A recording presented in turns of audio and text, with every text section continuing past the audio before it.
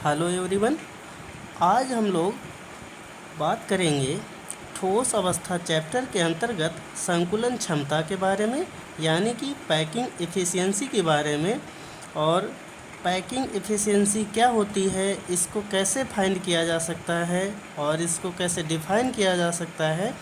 तो आज के वीडियो में हम लोग संकुलन क्षमता के बारे में जानेंगे। तो सबसे पहले ये जानेंगे कि संकुलन क्षमता किसे कहते हैं, यानी कि पैकिंग एफिशिएंसी क्या है। तो देखो, जैसे मान लिया जाए कोई भी क्रिस्टल जालक है या सॉलिड है, तो वो क्रिस्टल जालक या सॉलिड के अंदर जो पार्टिकल्स इस्तेमाल किए गए हैं उनके द्वारा कितना स्थान ऑक्युपाइड किया गया है, यानी कि घेरा गया है, और कितना स्थान खाली रह गया है, इसी के बारे में आपको जानकारी संकुलन क्षमता के अंतर्गत मिलेगी। ठीक है।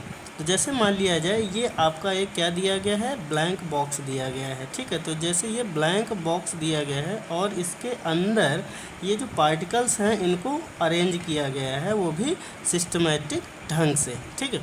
इसके बावजूद भी यहाँ पर देख सकते हैं कि बीच बीच में कुछ ऐसा स्थान है जो खाली छूट गया है। ठीक है, ये वाला स्थान। तो इस स्थान के बारे में ही यहाँ पर जानकारी मिलेगी। तो कहने का मतलब है यहाँ पर देख सकते हैं कि ये बीच में जो खाली स्थान छूट गया है, इसके बारे में ही यहाँ पर फाइंड करा जाएगा कि कितने परसेंट स्थान खाली छूट गया है और कितने परसेंट स्थान ये जो आपके स्फीयर हैं, यानी कि गोले हैं, जो एज ए पार्टिकल्स इस्तेमाल किए गए हैं, उनके द्वारा घेरा गया है। ठीक। तो सबसे पहले हम यहाँ पर बात करेंगे कि संकुलन क्षमता क्या होती है ना। तो सबसे पहले हम बात करेंगे कि संकुलन क्षमता क्या होती है, यानी कि इसको डिफाइन कैसे किया जा सकता है। जैसे यहाँ पर देखो लिखा है कि क्रिस्टल जालक में अवयवी कण क्रिस्टल जालक के कुल आयतन का जितना भाग घेरते हैं उसे क्रिस्टल जालक की संकुलन क्षमता कहते हैं।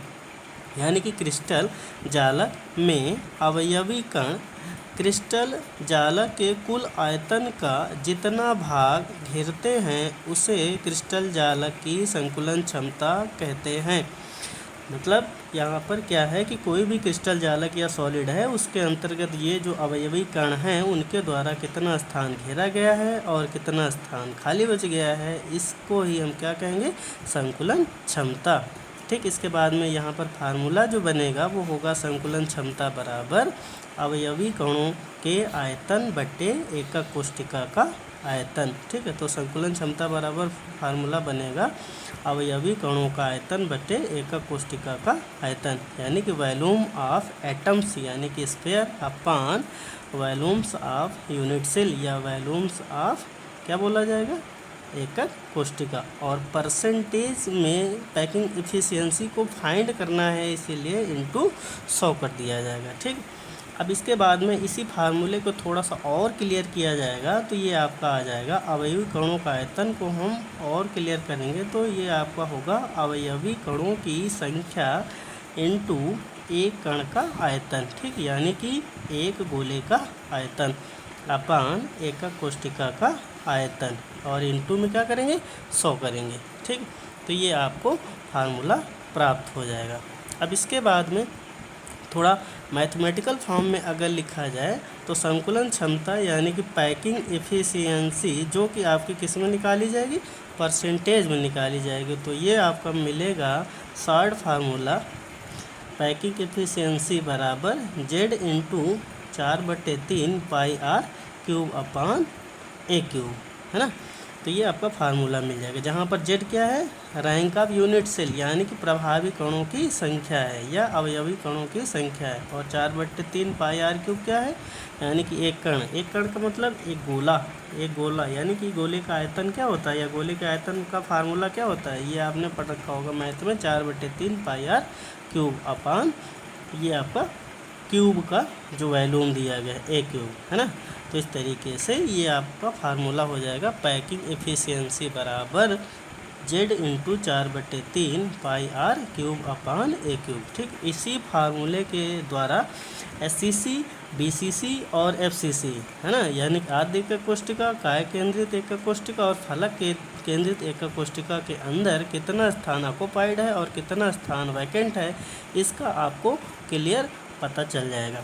अब यहाँ पर थोड़ा सा आपको एक क्यूब दिखाया गया है, तो इस क्यूब की अगर हम बात करें तो ये आपका एक घन है जिसकी सभी भुजाएं क्या होती बराबर होती हैं। और इस क्यूब में क्या है कि ये जो आपके कॉर्नर हैं, तो यहाँ पर देख सकते हैं ये रेड एटम वाले सब कॉर्नर हैं, अर्थात 8 कॉर्नर हैं जिनका कंट्रीब्यूशन कितना होता है इसके अंदर 1/8।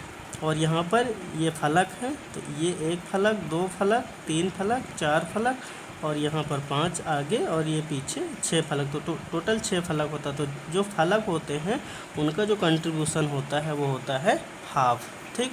और इसके बाद में अगर यहाँ पर सेंटर में देखा जाए तो ये आपका एक एटम यानी कि स्फीयर सेंटर में है जिसका कंट्रीब्यूशन होता है फुल, यानी कि वो बीच में होता है क्यूब के, इसीलिए उसका जो भी कंट्रीब्यूशन होता है वो पूरा का पूरा होता है।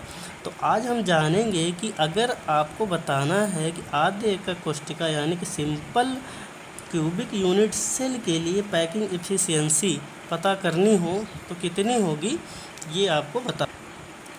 अब यहाँ पर आद्य एकक कोष्ठिका के लिए आपको पैकिंग एफिशिएंसी फाइंड करनी है, तो आपको पता होगा कि आद्य एकक कोष्ठिका में क्या होता है। देखो यहाँ पर एक आपको एक क्या बना है, क्यूब बना है, तो क्यूब की सभी भुजाएं बराबर होती है ना। जैसे मान लिया जाए कोर की लंबाई क्या मान लीजिए, ए मान लीजिए, ठीक है। और इसके बाद में आद्य एकक कोष्ठिका में पढ़ रखा है कि जो 8 कॉर्नर होते हैं वहाँ पर एक एक एटम मौजूद होता है, मतलब जो घन के 8 कोने हैं, 1 2 3 4 5 6 7 8, तो 8 कोनों पर एक एक एटम यानी कि स्फीयर अर्थात बोल सकते हैं गोले मौजूद होते हैं जिनका कंट्रीब्यूशन इसके अंतर्गत कितना होता है या अंदर कितना होता है 1/8, ठीक है। तो यहाँ पर अगर मान लिया जाए अगर ये आपकी विमा यानी कि कोर की लंबाई ए है तो ये भी ए होगी, ये भी ए होगी, मतलब 8 भुजाओं की कोर की लंबाई ए मानी जाएगी, ठीक।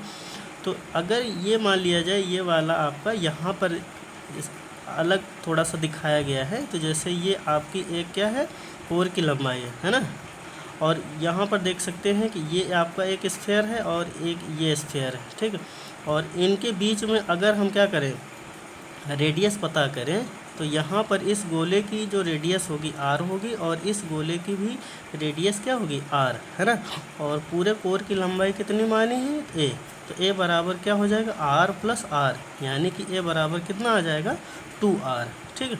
इसके बाद में अगर हम सिंपल क्यूबिक यूनिट सेल के लिए रैंक पता करें यानी प्रभावी कणों की संख्या पता करें अर्थात जेड, तो ऑलरेडी पता है कि जो आपकी आद्य एकक कोष्ठिका होती है उसके 8 कोनों पर केवल 8 एटम मौजूद होते हैं और जिनका कंट्रीब्यूशन कितना होता है 1/8, तो 8 एटम लिखे जाएंगे इनटू उनका कंट्रीब्यूशन 1/8। तो इस तरीके से जो जेड की वैल्यू है वो कितनी आ जाएगी 1 आ जाएगी, ठीक।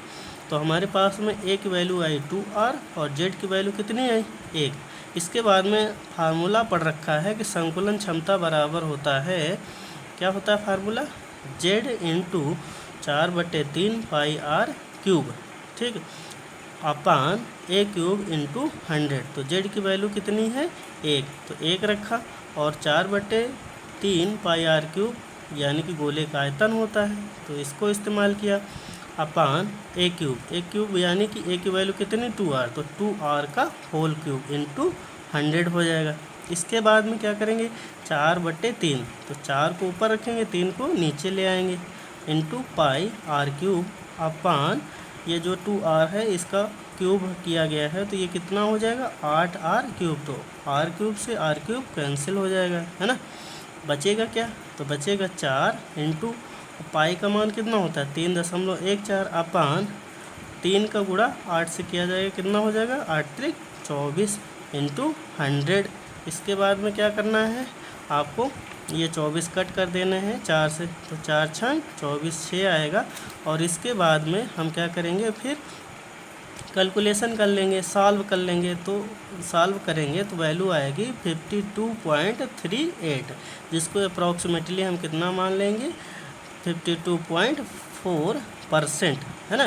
तो ये आपकी वैल्यू आ जाएगी पैकिंग एफिशिएंसी की, है ना। तो ये आपकी वैल्यू आ जाएगी पैकिंग एफिशिएंसी की वैल्यू, और ये पैकिंग एफिशिएंसी की जो वैल्यू होगी वो किस में इस्तेमाल करनी है परसेंटेज में इस्तेमाल करनी है, ठीक।